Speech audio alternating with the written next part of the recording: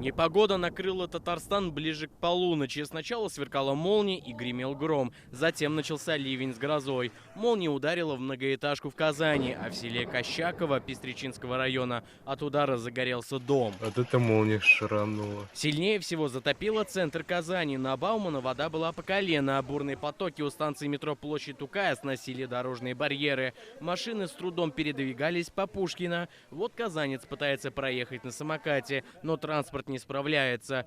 Это уже на Вишневского курьер на велосипеде по пояс в воде то ли едет, то ли плывет. Молодец, молодец.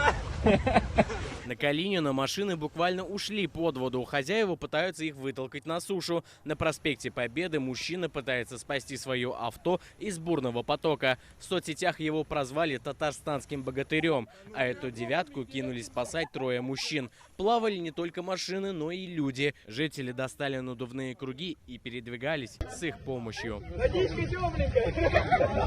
Ливень внес коррективы и в работу Казанского аэропорта. В ночь с 17 на 18 июня по причине метеоусловий в аэропорту Казань, а именно гроза, ливневый дождь, ветер с порывами до 18 метров в секунду, в соответствии с решением командиров экипажей на запасной аэродром в Самару ушли 2 рейса, направлявшихся из Самарканда и Дубая. А такой потоп засняли в ЖК «Чистое небо». В мэрии сообщили, ликвидация последствий ливня началась сразу же и велась всю ночь.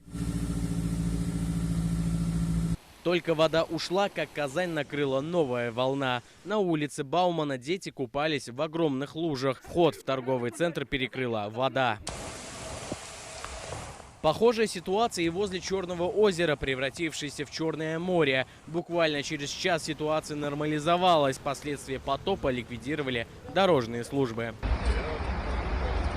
Над Казанью очевидцы заметили мезоциклон. Это атмосферный вихрь, который приносит град, шквалы и даже смерч. Сначала в ночном дозоре, потом в дневном стояли службы городского благоустройства. На некоторых улицах упали деревья и ветки, засоряя ливневки. Заявки на их очистку принимает диспетчерская служба, номер на экране. Искандер Гемалдинов, Вероника Гайнудинова, Алмаз Зиядинов, ТНВ, Казань.